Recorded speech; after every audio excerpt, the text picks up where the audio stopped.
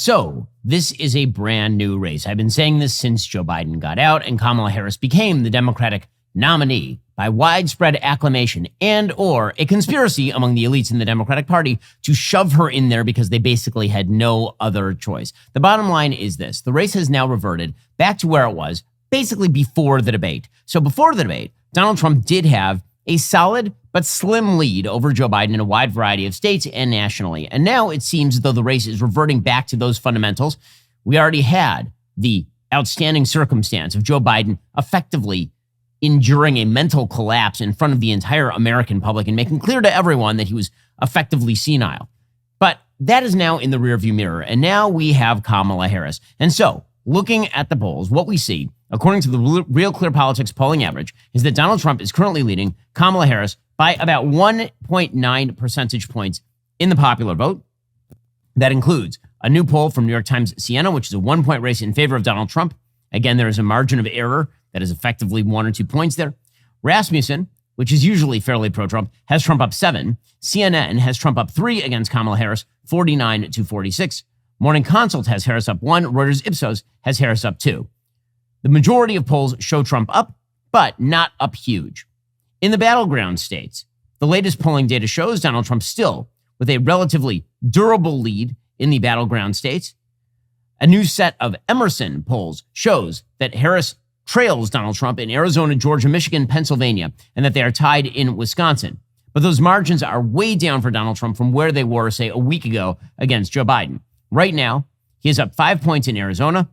He is up only 2 points in Georgia. He is up just 1 point in Michigan, just 2 points in Pennsylvania, and he is tied in Wisconsin. In other words, much too close for comfort. This is a very, very close election. Nate Silver, poll analyst, he says, our national polling average today would have had Trump plus 1.3 against Harris, but it's been fluctuating rapidly. She was down more like 2 to 3 points post-debate pre-RNC, more like 4 points immediately post-RNC pre-Biden announcement. Says to be more precise, our current numbers are Trump 44.8, Harris 43.5, Kennedy 4.9. That compares to Trump 45.2, Biden 41.2, Kennedy 8. Some further evidence here she has less of a third-party problem than Biden. What you are starting to see is that Democrats are coming home, but not in the kind of numbers they would for, say, Barack Obama, more in the kind of numbers they would have for Joe Biden if Joe Biden had been completely mentally gone. Well, this means that Kamala Harris's campaign has now launched into full swing. And that means she has to do 2 things. 1, avoid her record. And 2, she has to just massage the media, and the media has to massage her right back. It's basically a really bad between Kamala Harris and the media.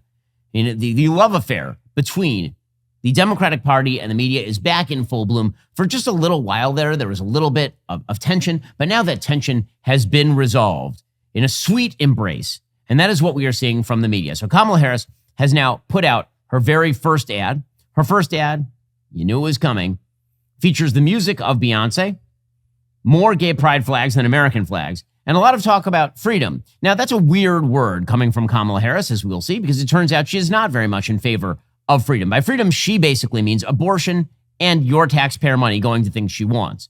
She does not mean typically what people mean by freedom, which is being left alone by the federal government. She means something very different. But this is a very gauzy ad, again, with the Beyonce music, very slickly cut, filled with meaningless slogans that presumably make the vapid in the media feel really good about themselves. Here we go. In this election, we each face a question. What kind of country do we want to live in? There are some people who think we should be a country of chaos, of fear, of hate.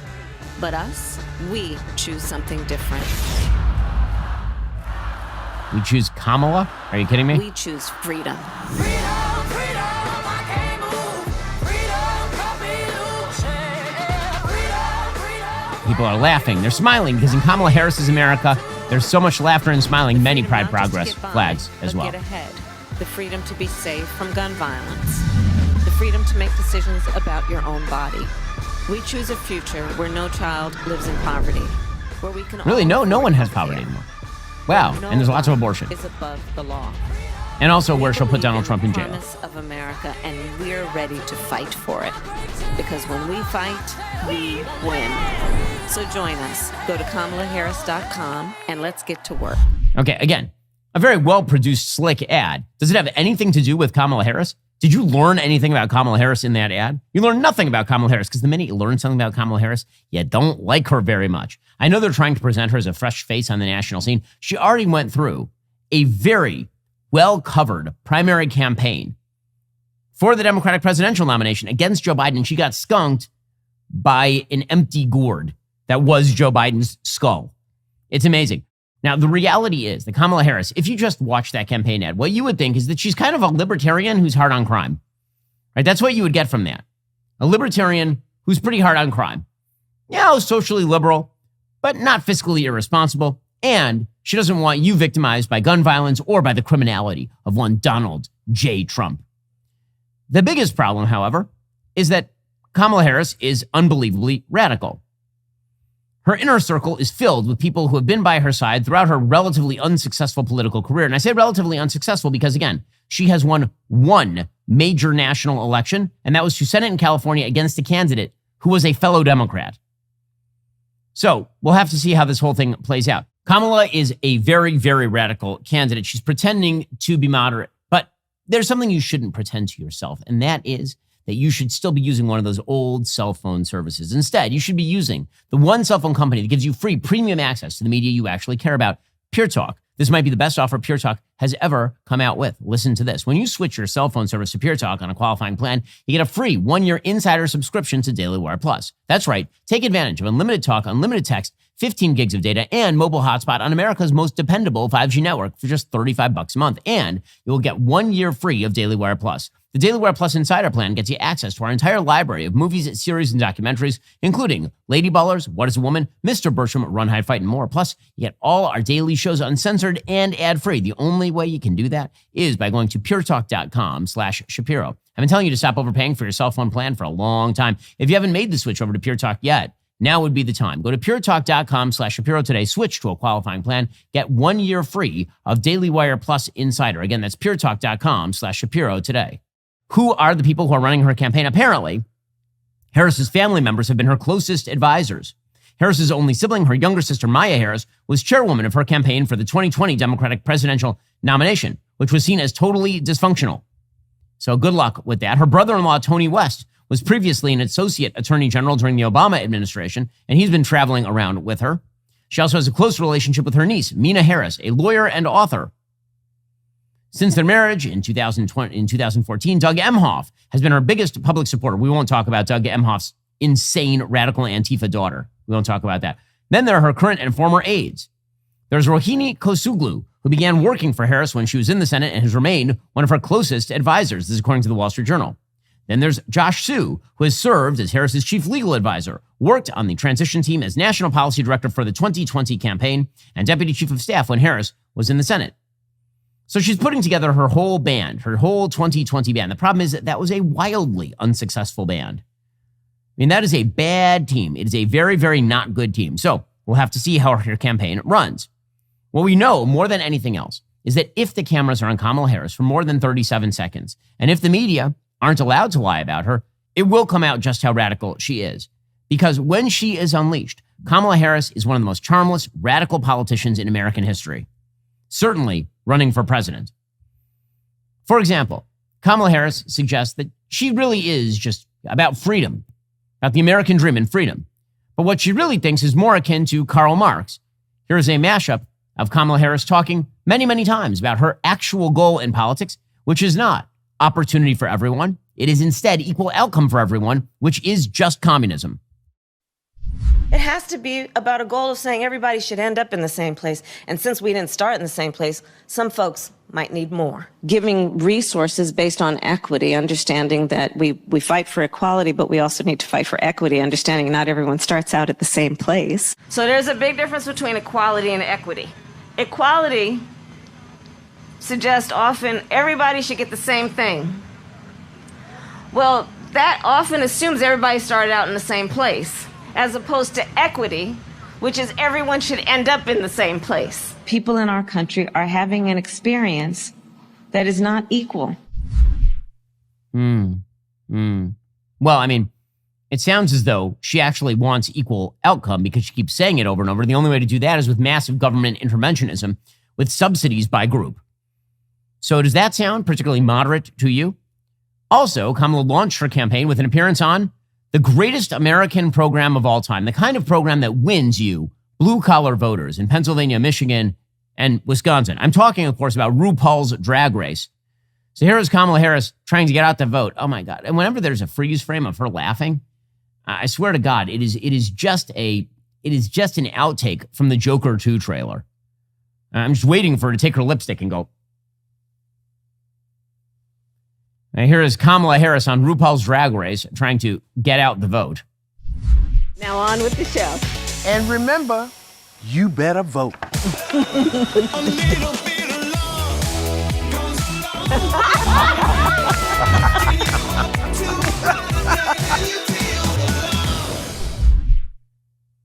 Don't you just want to die? Can you imagine 4 years of that? Can you imagine 8 years of that? Well, prepare yourself, because that's what the Democrats want. This is the America Democrats want, is that. Also, Democrats want, of course, an America that is run by Randi Weingarten. So Randi Weingarten is the spectacularly corrupt and awful head of the American Federation of Teachers. The American Federation of Teachers, of course, is the same organization that has essentially said that students don't matter. All that matters is teachers being paid to do nothing. And also that teachers should be able to sexually indoctrinate your kids. Well, Harris did an event yesterday in which she touted Randi Weingarten as an incredibly important person to her campaign and to America. First of all, this should be a dispositive disqualification of Kamala Harris. The minute you say that Randi Weingarten should have a heavy role in American politics, you should immediately ban from further office by constitutional amendment. Randi Weingarten is one of the worst figures in American politics. She kept kids out of school for 2 full years for no reason other than to get her teachers paid for sitting at home doing nothing. And that is the least of her sins. She's truly an awful human being. Here's Kamala Harris praising her. Randi, thank you for your friendship, your long-standing friendship. As we all know, Randi is a force, and she has been an incredible friend and an advisor to the president and me. And I want to thank you on behalf of the president and me and our country for all that you are. She also happens to be an extraordinary liar. During this same speech, she said that she was the proud product of public education. Here we go. As you may know, I am a proud product of public education. Many of you know that my first grade teacher, Mrs. Frances Wilson, God rest her soul, taught me and educated me and encouraged me and inspired me. A proud product of public education. When she was 12, she moved with her mother and her sister to Montreal, Canada, where she went to a private Catholic school called Notre Dame de Neige. Then she went to Westmount High School, which was a public school in Canada. I noticed that's not a public school in, say, Oakland, I noticed. According to the New York Times, quote, eventually the family settled on the top floor of a spacious Victorian home in an affluent neighborhood bordering Westmount, one of Canada's wealthiest districts. According to one of Kamala's classmates, students were more divided, quote, about who had the latest Jordache jeans than about race. She sounds like the proud product of public education in California. Or maybe not. Kamala Harris, she would like for you to put your blinders on, but what you actually need is to get new blinds. Not the same thing. No need to wait until November to unwrap Black Friday deals. Blinds.com is having Black Friday in July with some of the best deals of the season. I love Blinds.com. They invented the better way to online shop for energy-saving blinds, shutters, motorized options, even cooling outdoor shades. No more salespeople in your home or multiple trips to the store in the summer heat. Blinds.com has free design experts that can help make a minor project, like updating your window treatments, have a major impact on your home's decor while keeping things easy and affordable. They'll even send you free samples. Plus, you can get unlimited window treatments installed for one low cost. And as always, you can rest easy with the Blinds.com 100% satisfaction guarantee. We at the Shapiro household got our blinds from Blinds.com to help us keep cool throughout these hot summer months in Florida. Buying premium window treatments at Blinds.com saves you time and money. It helps avoid the inconvenience of having a stranger at your door. Join Blinds.com and their 2.5 million customers with over 25 million windows covered. Shop Blinds.com's Black Friday in July right now for some of the best deals of the season. Save up to 45% plus score premium doorbusters. That's up to 45% off for a limited time. Blinds.com. Rules and restrictions may apply. And then what is she actually campaigning on? She's campaigning on the usual litany of nonsense. She says Project 2025, yada, yada, yada. Again, Project 2020, that is not going to wash. It's not. Donald Trump doesn't know what it is. You don't know what it is. I don't know what it is. It's 922 pages long. But she's got to say something, I suppose. Project 2025 is a plan to return America to a dark past. Donald Trump and his extreme allies want to take our nation back to failed trickle-down economic policies,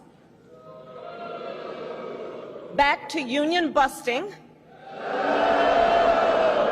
back to tax breaks for billionaires. Donald Trump and his allies want to cut Medicare and Social Security, to stop student loan forgiveness for teachers and other public servants. This is all, like, half of the stuff is just plainly untrue. Trump has campaigned on not changing any of the entitlement programs, for example. She just says this kind of stuff over and over and over again. So what does Kamala Harris actually believe? The reason that you are seeing an uptick in her voting numbers from young Americans is because she is embracing the radicalism. So the day before yesterday, we saw pro-Hamas rioters in Washington, D.C., burning American flags and taking down American flags and replacing them with Palestinian flags and throwing feces at the cops. And Kamala Harris took fully 24 hours to condemn it. She put out the following statement, quote, "Yesterday at Union Station in Washington, D.C., we saw despicable acts by unpatriotic protesters and dangerous hate-fueled rhetoric. I condemn any individuals associating with the brutal terrorist organization Hamas, which has vowed to annihilate the state of Israel and kill Jews. Pro-Hamas graffiti and rhetoric is abhorrent, and we must not tolerate it in our nation. I condemn the burning of the American flag. That flag is a symbol of our highest ideals as a nation and represents the promise of America. It should never be desecrated in that way. I support the right to peacefully protest, but let's be clear. Anti-Semitism, hate, and violence of any kind have no place in our nation." Here is the thing. I don't believe her. And the reason I don't believe her is because she has said precisely the opposite about the emotions of the protesters. She has been mollycoddling these protesters since day one. She did an interview with The Nation in which she said, quote, "They are showing exactly what the human emotion should be as a response to Gaza. There are some things some of the protesters are saying that I absolutely reject. So I don't mean to wholesale endorse their points, but we have to navigate it. I understand the emotion behind it." So just to be clear, she understands the emotion behind the people who burn American flags. She's not super in favor of burning the American flag. She understands the emotion behind the people who throw crap at the cops. She's just not in favor of like everything that they do, including like throwing the crap at the cops. But you can't separate it off that way. This is part and parcel of a broader movement. Patting them on the head incentivizes them. That's what this is. And Kamala Harris met with Prime Minister Benjamin Netanyahu after ditching his speech. They gave a speech in the Senate day before yesterday, quite a good speech, very bipartisan, reached out to the Biden administration, reached out to Democrats and all the rest. Half the Democrats boycotted it, including Kamala Harris, who was too busy going to some sort of sorority event in Indianapolis or something. Then she showed up to do a meeting with Netanyahu, specifically so that she could then go out and do a press conference in which she ripped Israel. So, on the one hand, she doesn't like that Palestinian protesters are humiliating her publicly by saying the obvious part out loud, which is they don't just hate Israel, they hate the United States. That's embarrassing to her. On the other hand, she really kind of agrees with them. She really kind of does. So here was Kamala Harris saying she will not be silent on the situation in the Gaza Strip. Okay, here's the thing. The situation in the Gaza Strip has been created wholly and entirely by Hamas. It continues to be created by Hamas. Netanyahu spoke in Congress about how he would like to cut some sort of deal with UAE, with Bahrain, with Saudi Arabia, in order to create some sort of workable arrangement in the Gaza Strip. Hamas won't allow any of that because Hamas is too busy everyone. But Kamala Harris knows exactly who to blame. And the people who have to be blamed are the Israelis, of course. Of course. Here she was saying, I will not be silent. She will not be silent. I mean, honestly, she's so tired.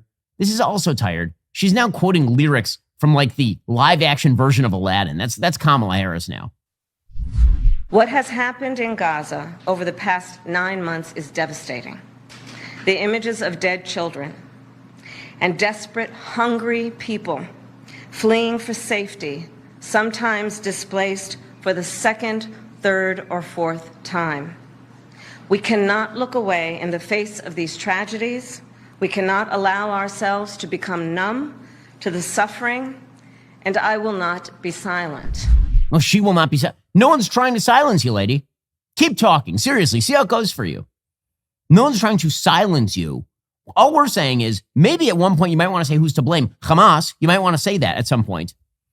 But she won't say that. Instead, she is right back into the soup of moral equivalence. Kamala Harris and foreign policy, a terrible combination. But you know what is a good combination? Rose Sparks. This dual-action prescription merges the powerhouse ingredients found in generic Viagra and Cialis, sildenafil and tadalafil into one formidable treatment. But it's not merely about the ingredients in the medication, it's how you're taking it. That's why Rose Sparks are designed to dissolve under your tongue. That's huge because dissolvable treatment hits your bloodstream faster than old school pills. The result, quicker onset of action, reducing the wait time typically associated with traditional pills. Plus, tadalafil, the active ingredient in Cialis, lasts in the system for up to 36 hours. For treatment that works fast and lasts long, connect with a provider at ro.co/Ben to find out if Rose Sparks are right for you. ro.co/Ben. Again, that's ro.co/Ben. Compounded drugs are permitted to be prescribed under federal law, but are not FDA approved and do not undergo FDA safety, effectiveness, or manufacturing review. Only available if prescribed after an online consultation with a provider. Go check them out right now at ro.co/Ben. Again,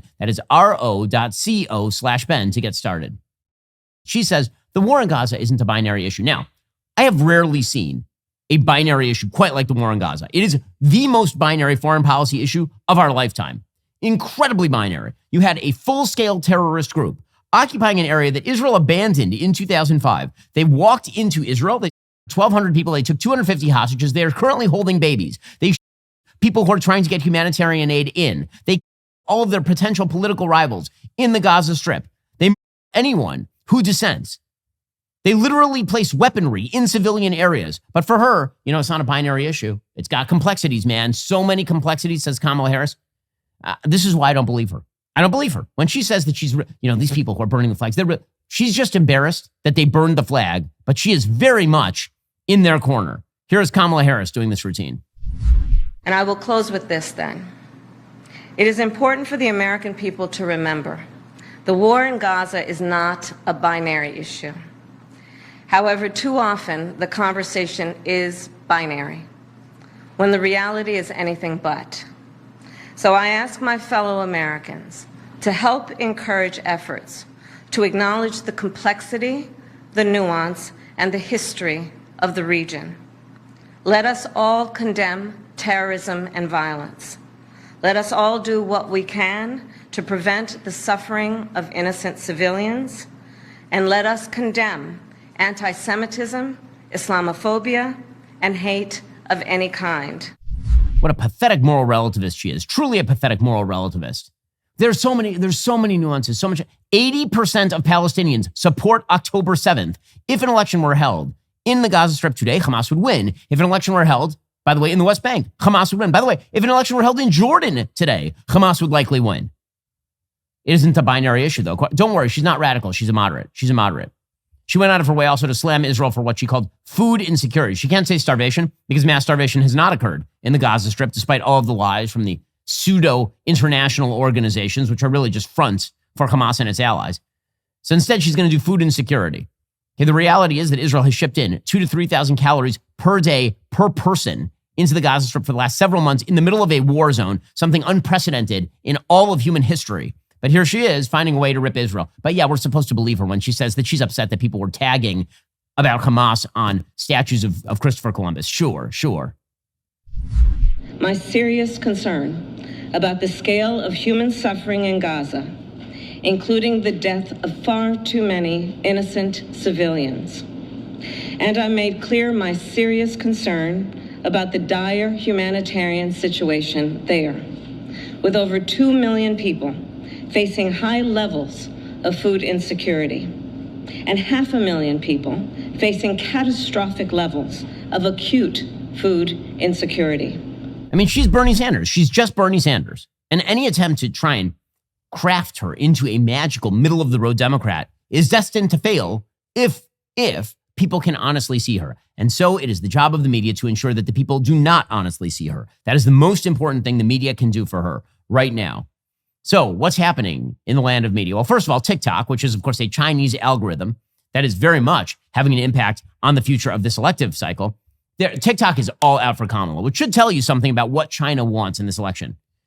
TikTok, again, a Chinese algorithm. According to the Washington Post, inside the online army supercharging Kamala Harris's campaign. A grassroots network of TikTok creators energized by the new likely Democratic nominee are using their skill at playful video collages to build Harris a viral political powerhouse from scratch. Or alternatively, TikTok is a virality algorithm that is programmed by the Chinese Communist Party. So maybe it's that. You can put as much pro-Trump content as you want on TikTok, and I promise you, if the CCP decides they don't want it disseminated, it won't be disseminated. We have an entire article in the Washington Post about the magic of Kamala Harris via TikTok. Meanwhile, remember that time that Kamala Harris was the border czar? Not my words, the words of the media.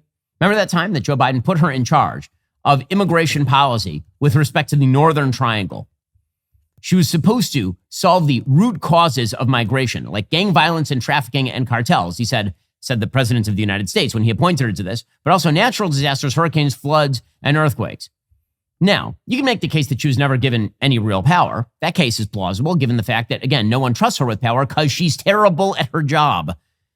Joe Biden did not trust her with power because she's bad.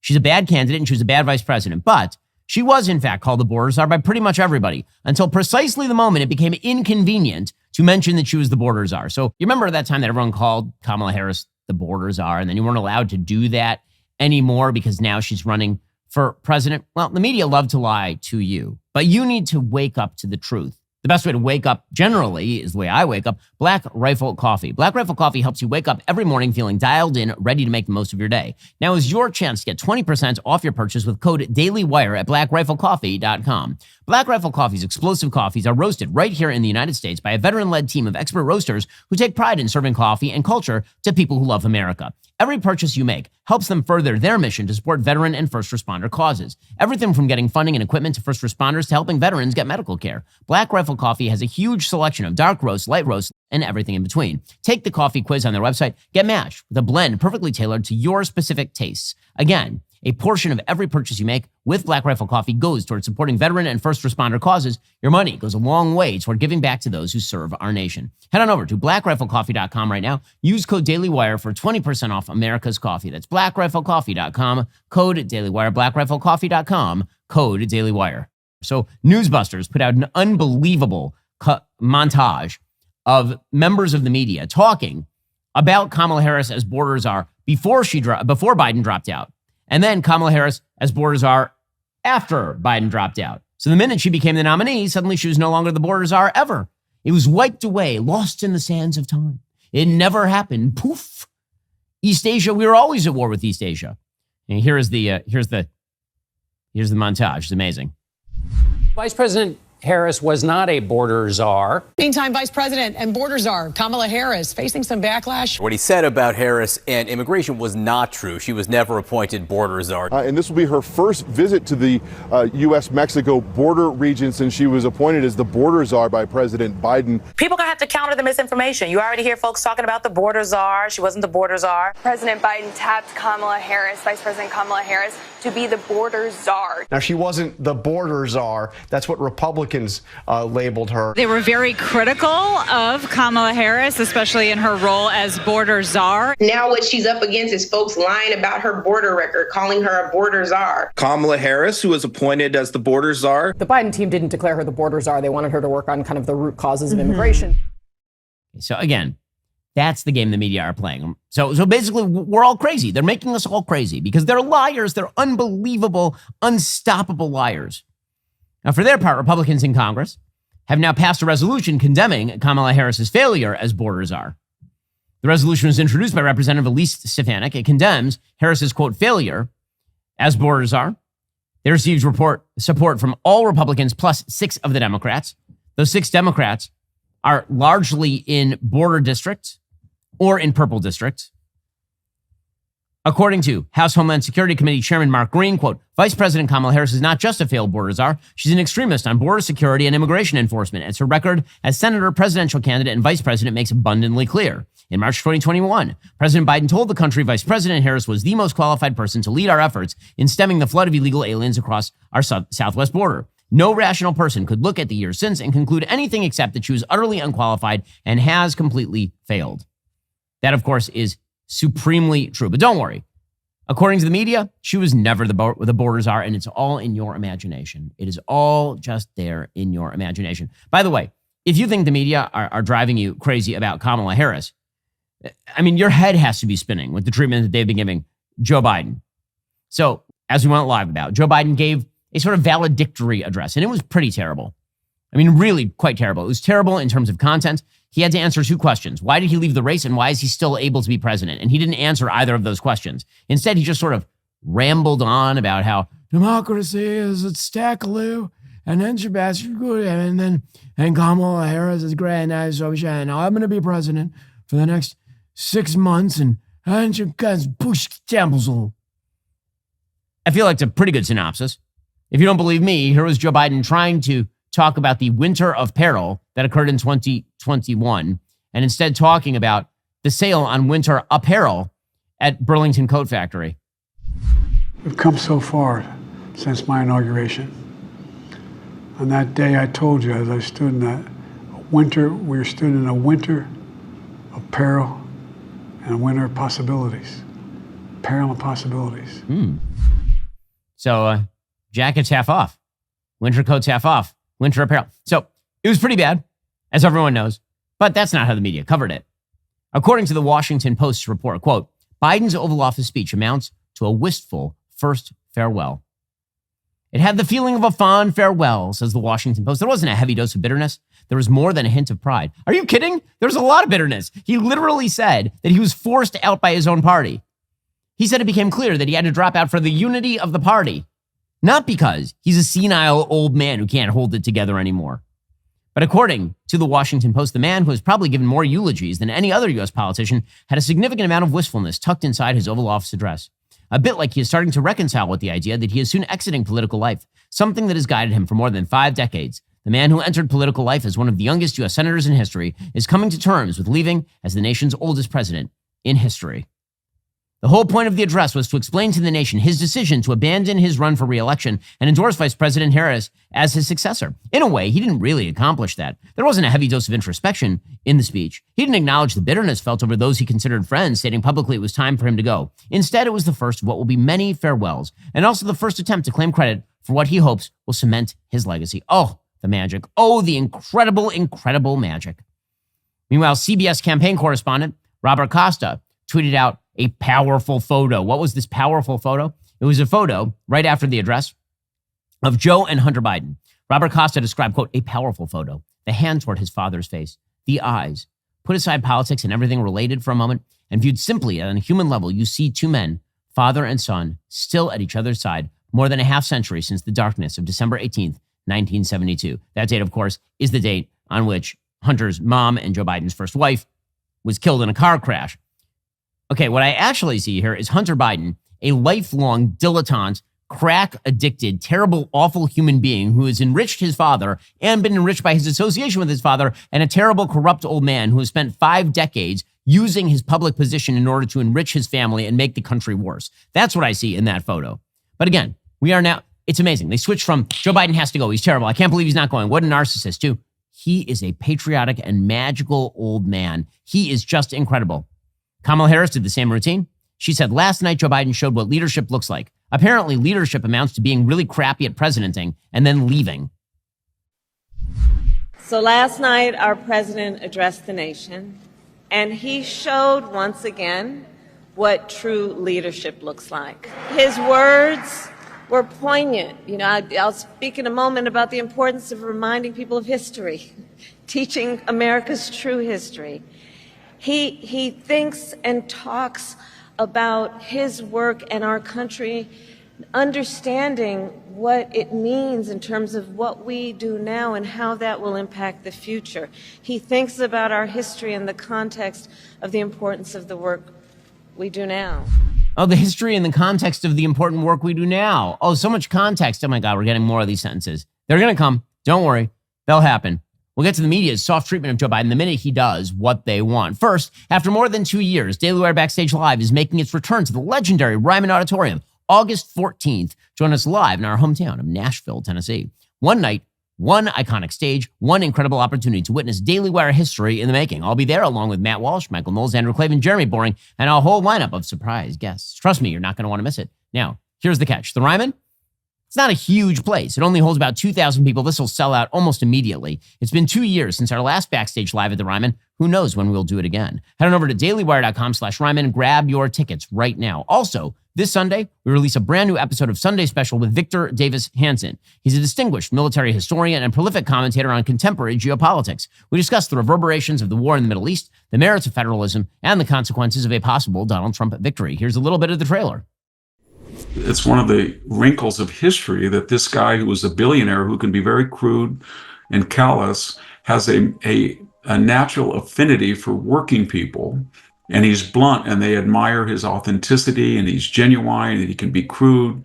If Donald Trump were to win 22% of the black vote and close the border and go back to an energy first paradigm, and then use the DOJ to stop the cartels and interstate coordination of all this crime and restore deterrence, I think he could heal the country very quickly. I really do, by success.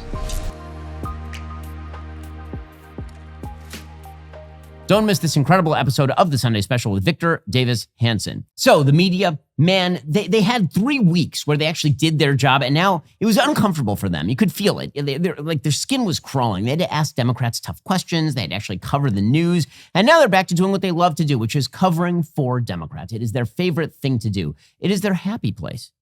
It is the thing that makes Tinkerbell's fairy dust allow them to fly. It's their happy thought. And so the entire media are back to doing what they typically do. Here was CNN, for example, melting down over the fact that there are many Republicans last night who are speculating over the fact that Joe Biden was obviously failing in his little farewell address.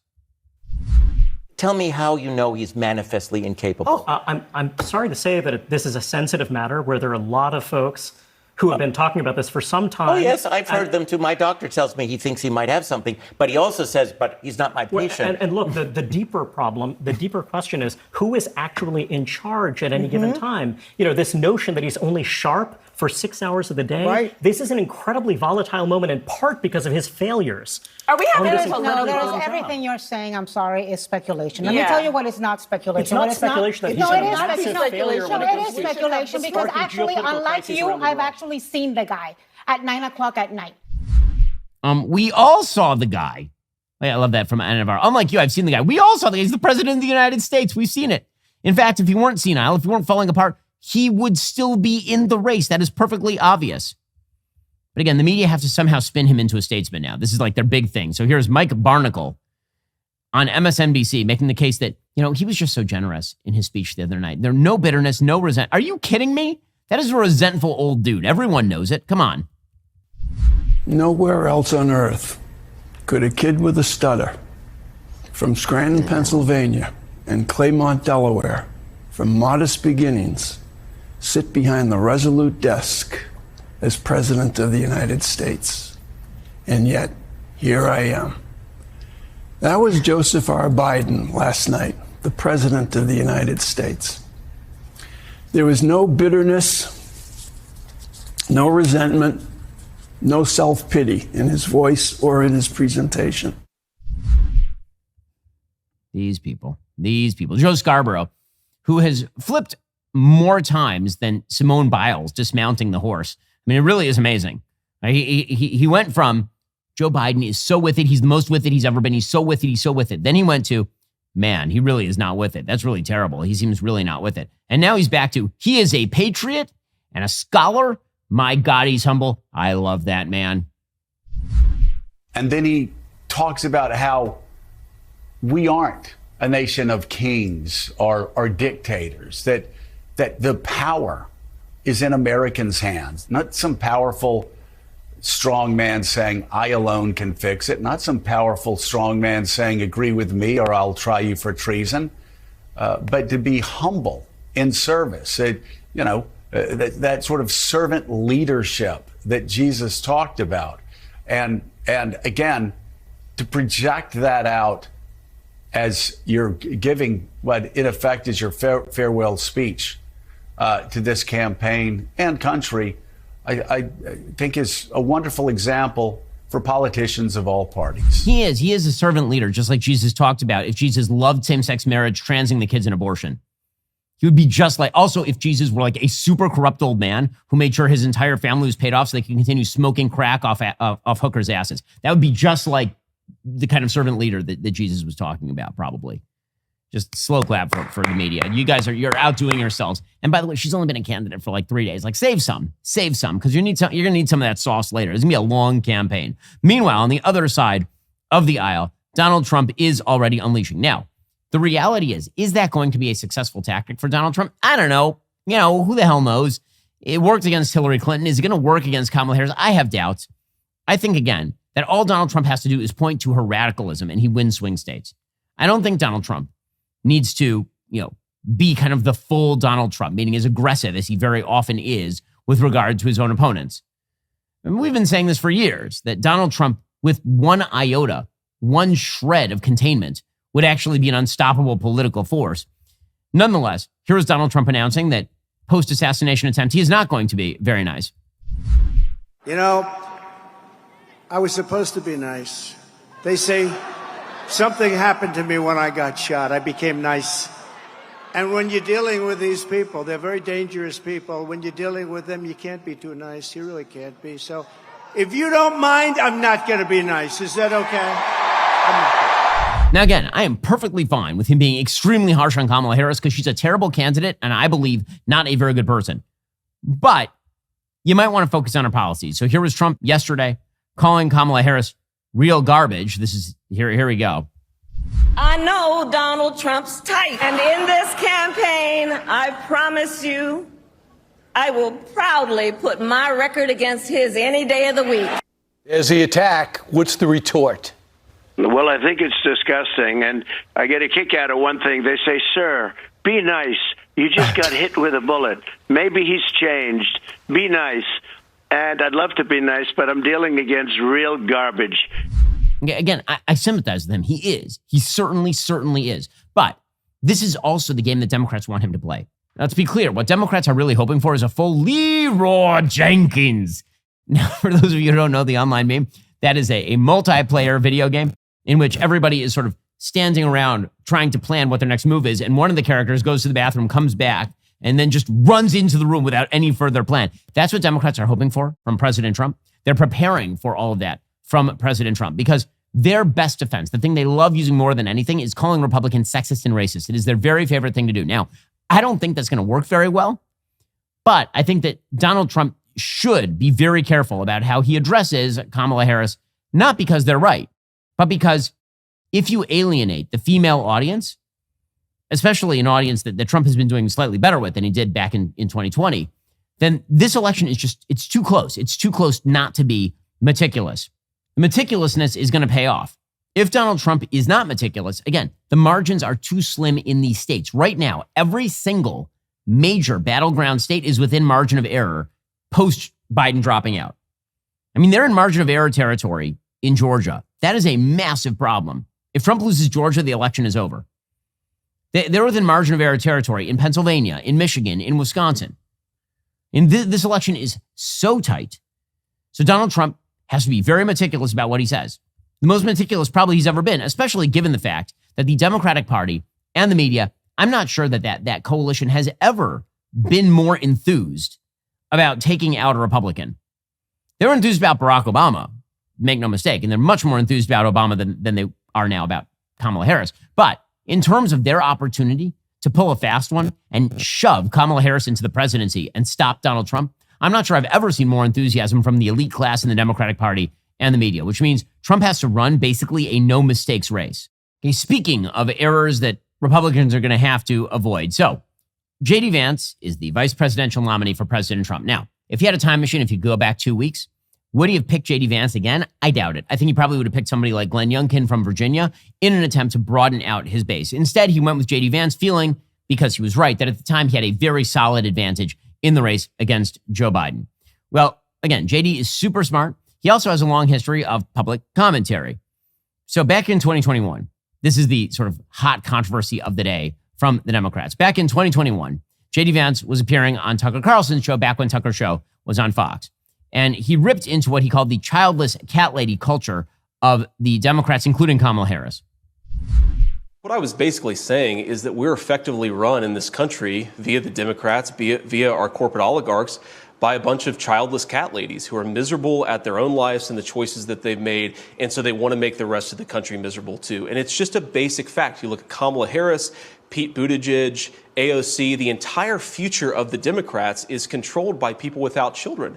And how does it make any sense that we've turned our country over to people who don't really have a direct stake in it? Yeah, now, I agree that our country has moved away from caring about the future because too few Americans care about having children. I totally agree with that. However, this description that JD Vance is using, is that politically smart or is it politically damaging? Now, again, he doesn't have a time machine. He can't go back and undo something he said now 3.5 years ago. With that said, Democrats are, of course, using this as a club with which to beat Donald Trump and JD Vance. They're trying to run up the gender gap. So one of the things to understand about this election cycle is that the gender gap is larger than it has ever been in the history of American politics in all likelihood. Males overwhelmingly vote for Trump. Females, particularly single females, overwhelmingly vote for Biden. And so they're going to try to find some sort of wedge to claim that all Republicans are sexist. And this is the wedge they're using today. So here is one CNN guest going after JD Vance on this basis. But the reality is, within the Republican Party now, there's a shits and giggles caucus. And you say these kinds of things because you get clicks and likes and hates and all that. You get noticed and you go to that. So that's the DEI comment. That's the sexual comment that the guy made. That's ultimately the cat lady comment. There's no real rationale behind it except that you appeal to that limited part of the Addams family part of the Republican Party that likes that. That's it. Okay, so that is, of course, a former Republican who is saying that. Meanwhile, Jennifer Aniston is signing into the chat to point out that the childless cat lady remarks are very distasteful to her. She says, I truly can't believe this is coming from a potential VP of the United States. All I can say is, Mr. Vance, I pray your daughter is fortunate enough to bear children of her own one day. I hope she will not need to use IVF as a second option because you are trying to take that away from women today. Now, again, one of the things that Vance made perfectly clear is he's talking about women who don't have children by choice. He is suggesting that there is, in fact, a difference between people who choose to have children and people who don't choose to have children. On a general moral level, again, I agree that a future-oriented society is a society built around its kids. I actually think that's inarguable because otherwise this society has no future. With that said, there are many people who choose not to have kids, who have good policy ideas on a wide variety of subjects. Also, more importantly, it's just going to be a political baton. So this is why I say Republicans are going to have to be significantly more careful about what they say against Kamala Harris than they have been against Joe Biden. Not because Kamala is wonderful or decent or anything like that, but because the media are waiting. They're waiting. Do not play their game. Just do not play their game. Donald Trump still has the advantage in this election. He does. He has the advantage in this election. It just requires the president of the United States, Donald Trump, former president, to be very meticulous about what he says, and the same is true for JD Vance. I have some faith that they will. Again, I think that both are intelligent men, particularly JD. Alrighty, coming up, we're going to jump into the latest economic reports. The media are trying to suggest that the economy is now going great guns, which is presumably a pitch for Kamala Harris. If you're not a member, become a member. Use code Shapiro. Check out for 2 months free on all annual plans. Click that link in the description and join us.